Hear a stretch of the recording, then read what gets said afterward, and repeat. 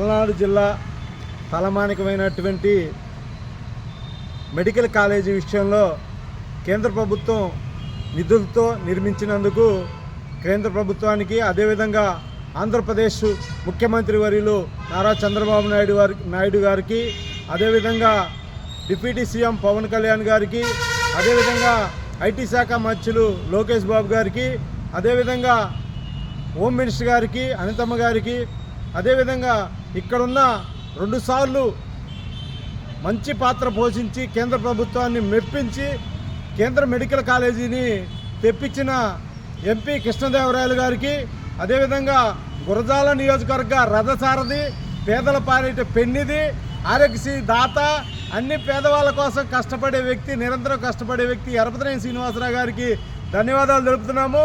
ఎందుకంటే ఆయన ఎప్పుడు కూడా, ఆయన కుటుంబం కూడా, వాళ్ళ నాన్నగారు మంచికర్ల లక్ష్మయ్య గారు పేదవాళ్ళ కోసం నిరంతరం వైద్యం చేపించిన వ్యక్తి.